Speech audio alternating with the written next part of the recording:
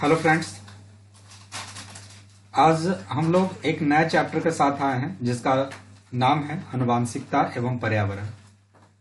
और आपको पता है कि अभी हम लोग सीडीपी का तैयारी जो है कर रहे हैं 2026 के लिए। और ये जो चैप्टर है, इस चैप्टर से आपको 2-3 नंबर आ जाएगा। और इससे जो पहले वाला चैप्टर पढ़े हैं ग्रोथ एंड डेवलपमेंट, उससे आपको 5 नंबर के आसपास में सीडीपी में देखने को मिलेगा। तो ये दोनों चैप्टर इंपॉर्टेंट है। तो आप इस वीडियो को पूरा शुरू से लेकर लास्ट तक देखिएगा, आपको सारी जानकारी समझ में आएगी। अगर आपको किसी भी तरह का कोई दिक्कत होता है तो आप कमेंट कर सकते हैं। वीडियो आपको पसंद आएगा तो वीडियो को ज़्यादा से ज़्यादा शेयर कीजिएगा और हमारे इसी तरह के वीडियोस पाने के लिए हमारे चैनल को सब्सक्राइब कीजिएगा। सबसे पहले तो यही बात करते हैं कि आखिर ये आनुवंशिकता है क्या, तो इसका मतलब क्या है, इसका अर्थ क्या है। तो देखिए, प्रत्येक व्यक्ति का जो व्यवहार है या व्यक्तिगत एक दूसरे से भिन्न है। मान लीजिए मेरा जो सोच है जरूरी नहीं है कि ना कि आपके सोच से मैच करेगा, या आपका जो सोच है जरूरी नहीं है कि किसी और के सोच से मैच करेगा।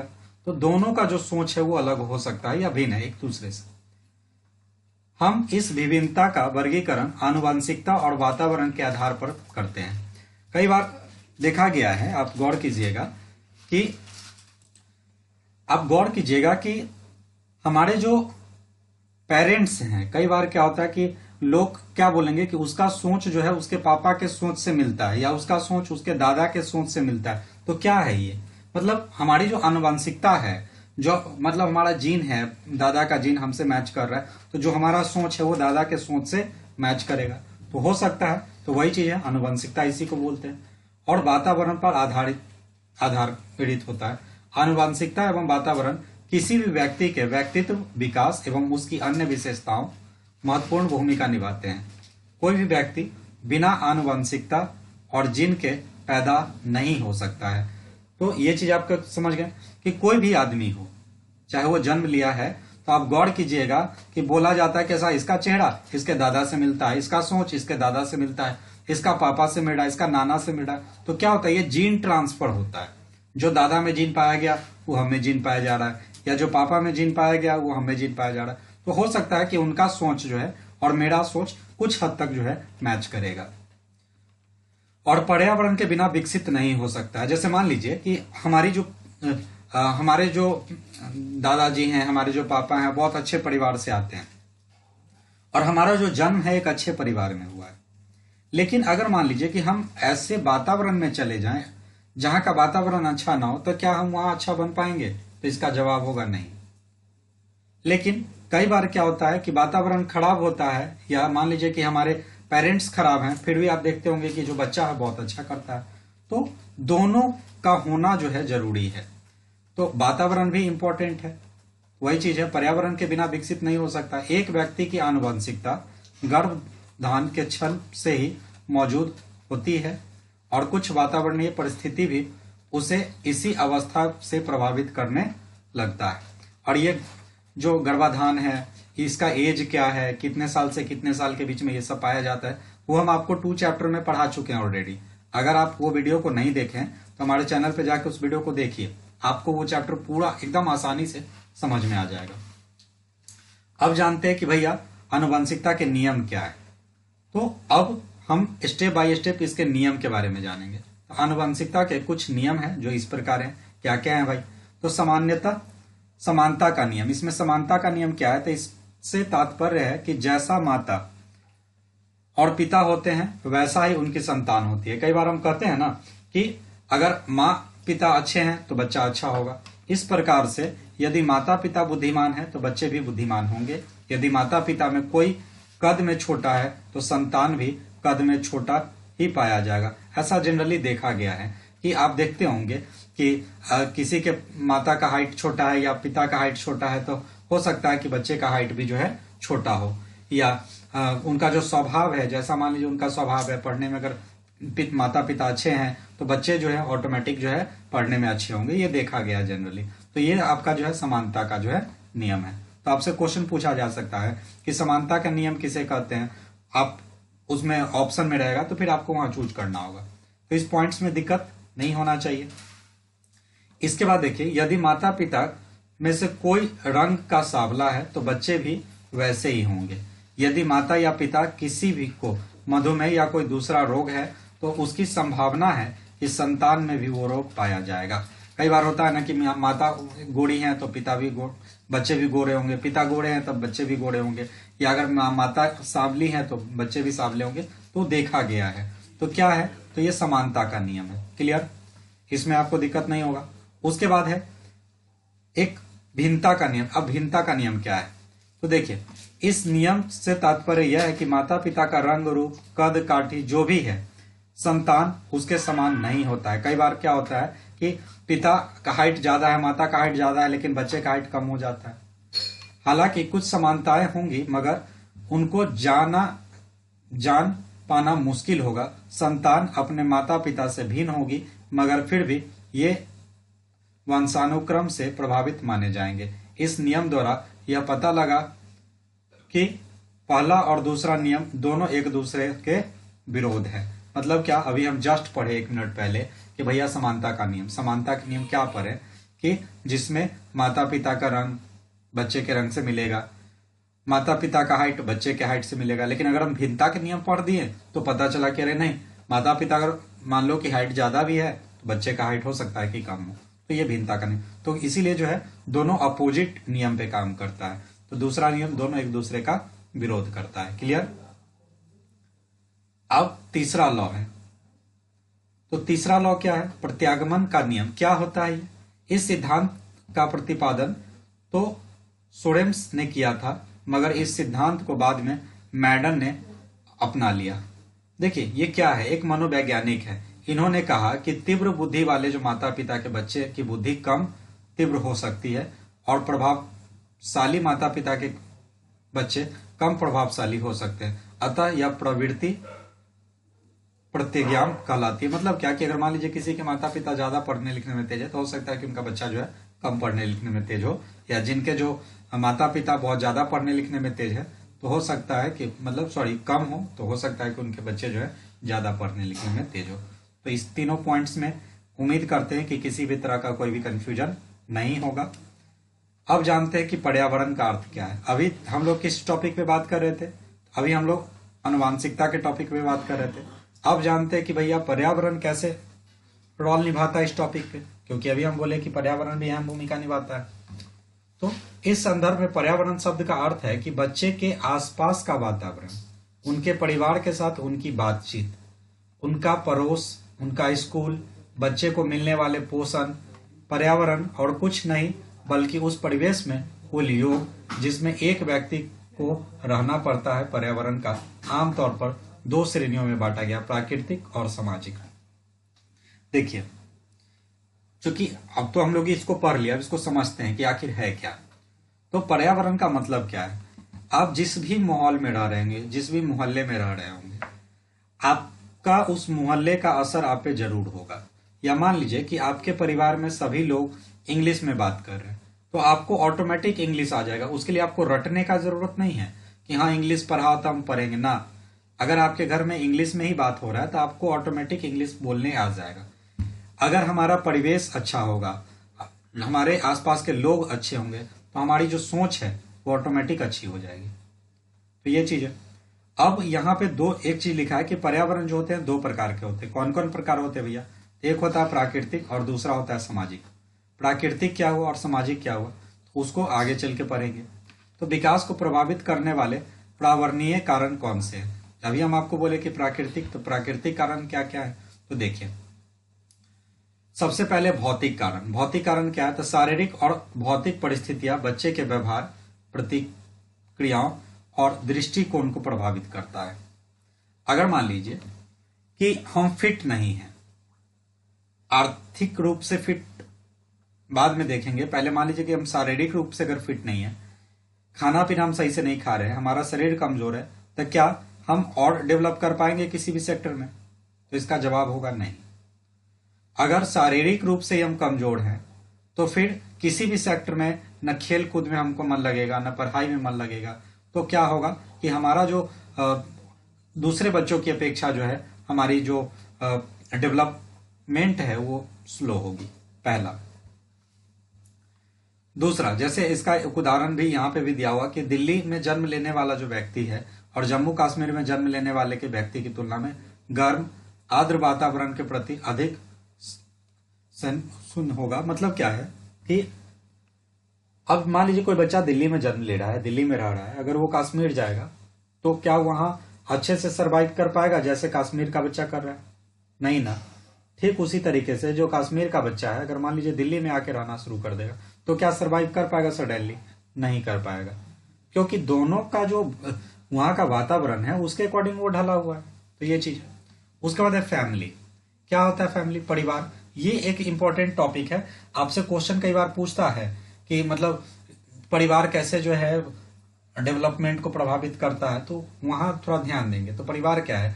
तो बच्चे के विकास में परिवार एक महत्वपूर्ण भूमिका निभाता है, क्योंकि बच्चे की पहली बातचीत उसके परिवार के साथ होती है। तो आपसे पूछा जाता है कि पहला जो होता है कौन होता है? तो परिवार होता है। एक बच्चा जो व्यवहार देखता है, जो मूल्य उसे सिखाया जाता है, वह सब इस प्रारंभिक बातचीत का माध्यम है। तो परिवार क्या है? अगर बच्चा को हमको अच्छा बनाना है तो सबसे पहले हम क्या करते हैं ना कि कोई बच्चा पढ़ने में कमजोर है, कुछ है, या अच्छे से बातचीत नहीं कर रहा, तो हम सीधे स्कूल पे ब्लेम डाल देते हैं कि अरे स्कूल खराब है। ना, पहले घर का माहौल हमको ठीक करना होगा। बच्चा घर में जो देखेगा वही सीखेगा और वही करेगा। तो ये इसीलिए कहा गया है कि बच्चे के विकास में जो है परिवार अहम भूमिका निभाता है। अगर मान लीजिए कि हम ही बच्चे से अच्छे से बात नहीं करेंगे तो बच्चा क्या ही सीखेगा? तो बच्चे को अगर हमको बनाना है तो पहले परिवार को समझना होगा। परिवार अगर अच्छा होगा तो बच्चा ऑटोमेटिक अच्छा होगा, पहला। उसके बाद तीसरा पॉइंट हम लोग पढ़ेंगे कि स्कूल एंड टीचर्स। स्कूल और शिक्षक का क्या है? तो स्कूल का माहौल और शिक्षक भी बच्चे को संभालने में बहुत महत्वपूर्ण भूमिका निभाते हैं। स्वाभाविक सी बात है, लेकिन यहाँ परिवार सबसे पहले आएगा, उसके बाद स्कूल आएगा। शिक्षक एक बच्चे के लिए पहले रोल मॉडल होते हैं, और जिस तरह एक शिक्षक खुद को संचालित करता है या बच्चे के साथ बातचीत करता है, उसके द्वारा प्राप्त ज्ञान और वे जो लोग बनते हैं उन्हें प्रभावित करता है।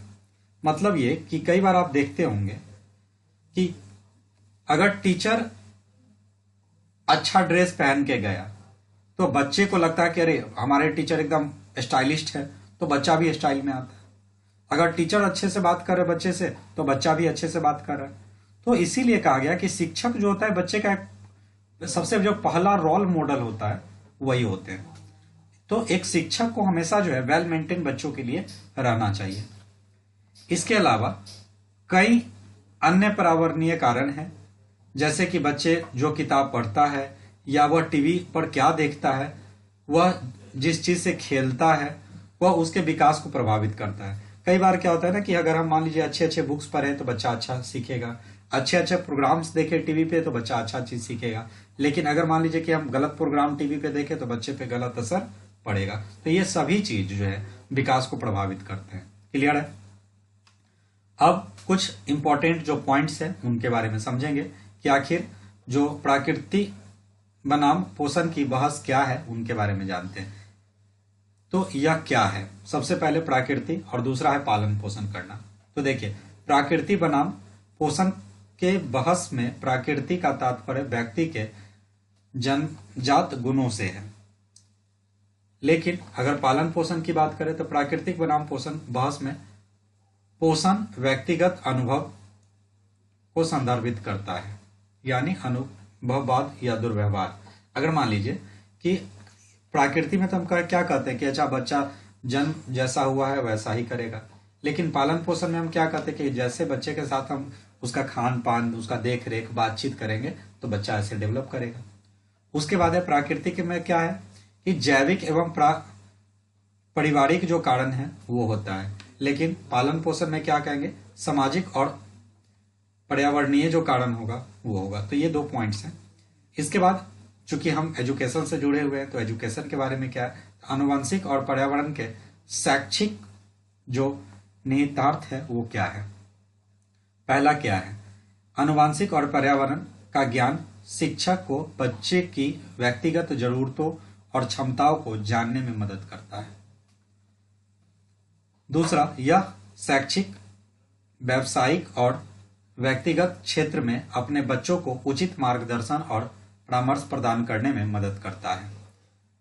तीसरा पॉइंट, यह शिक्षक को बच्चे को प्रतिभावना, सामान्य या धीमे अध्ययनकर्ता के रूप में वर्गीकृत करने में मदद करता है तथा उनके लिए विभिन्न प्रकार के शिक्षक को व्यवस्थित करने में मदद करता है।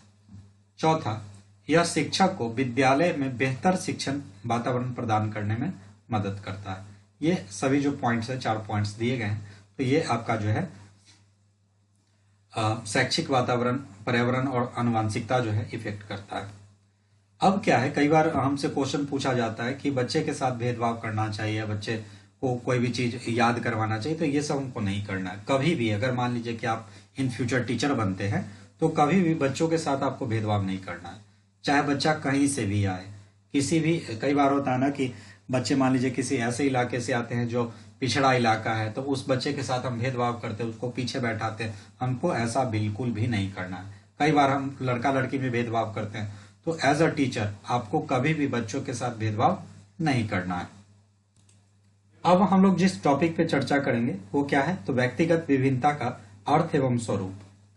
तो इसमें क्या है कि व्यक्ति का दूसरे व्यक्ति से रूप, रंग, शारीरिक गठन, विशिष्ट योग्यता, बुद्धि, रुचि, स्वभाव, अन्य गुण आदि से भिन्न होते हैं। संसार में ऐसा कोई भी व्यक्ति नहीं है जो किसी दूसरे व्यक्ति से पूर्ण रूप से मिलता जुलता है। मतलब क्या है कि दुनिया में जितने भी लोग हैं सब एक दूसरे से क्या है, अलग है। कोई किसी चीज में अलग है तो कोई किसी चीज में अलग है। तो क्या है, व्यक्तिगत विभिन्नता के आधार पर व्यक्ति के विभिन्नता के प्रमुख आधार क्या क्या है, तो पहला तो आप पढ़े आनुवंशिकता, दूसरा पर्यावरण। अब व्यक्तिगत विभिन्नता के कारण क्या क्या हो सकते हैं, तो पहला आपको क्या है कि वंशानुक्रम। व्यक्तिगत विभिन्नता का प्रमुख कारण वंशानुक्रम है। व्यक्तियों के शारीरिक, मानसिक और चरित्र विशेषताओं का प्रमुख कारण वंशानुक्रम है। दूसरा क्या है, इन्वायरमेंट, वातावरण। व्यक्तिगत विभिन्नता का दूसरा कारण वातावरण है। वातावरण के अंतर्गत परिवार, पारिवारिक, सामाजिक, भौगोलिक और सांस्कृतिक वातावरण का प्रभाव व्यक्ति पर पड़ता है। हम अब ये सारे टॉपिक्स आपको ऊपर समझा दिए कि वातावरण क्या होता है, वंशानुक्रम क्या होता है, ये सभी टॉपिक्स आप ऊपर पढ़ चुके हैं। और अगर फिर भी आपको समझना है तो एक बार रिप्ले कर लीजिएगा वीडियो को। उसके बाद है एज, आयु और बुद्धि। बालक का शारीरिक विकास, मानसिक और संवेदनात्मक विकास उसकी अनुसार होता है, इसलिए विभिन्न आयु के बालकों में अंतर दिखाई देता है। बुद्धि को जन्मजात क्षमता माना के आयु जाता है, मतलब बुद्धि को जन्मजात क्षमता आयु माना जाता है। अब जैसे मान लीजिए कि हर एज का जो बच्चा है उसका सोचने का जो क्षमता है अलग हो सकता है, और अलग हो सकता है क्या, होता ही है, तो वो चीज है। उसके बाद स्वास्थ्य।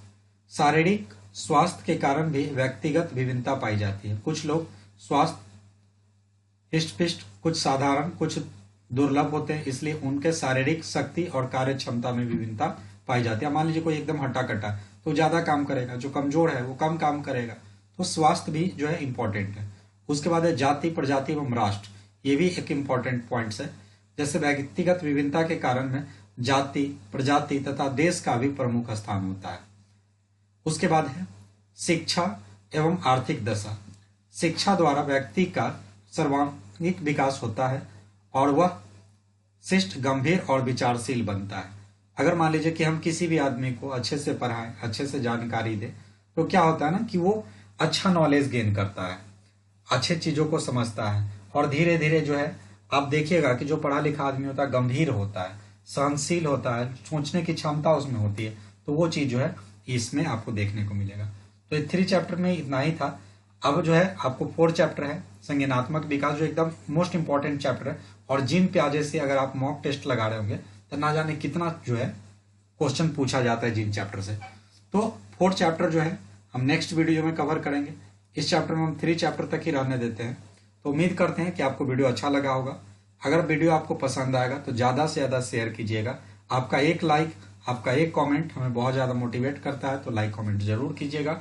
और वीडियो पे इसी तरीके के पूरा कंटेंट अगर आप चाहते हैं तो हमारे चैनल को सब्सक्राइब कीजिएगा। हम आपका जो है 2026 के एग्जाम तक जो है आपका सीडीपी का जितना भी चैप्टर आता है हम पूरा चैप्टर आपको यूट्यूब पे करा देंगे, ताकि आप टेस्ट तो कहीं से आप लगा देंगे, क्वेश्चन आंसर कहीं से लगा देंगे, लेकिन यूट्यूब पे कंटेंट कोई नहीं पढ़ाते हैं, तो आप कंटेंट का तैयारी इस चैनल के थ्रू कर सकते हैं।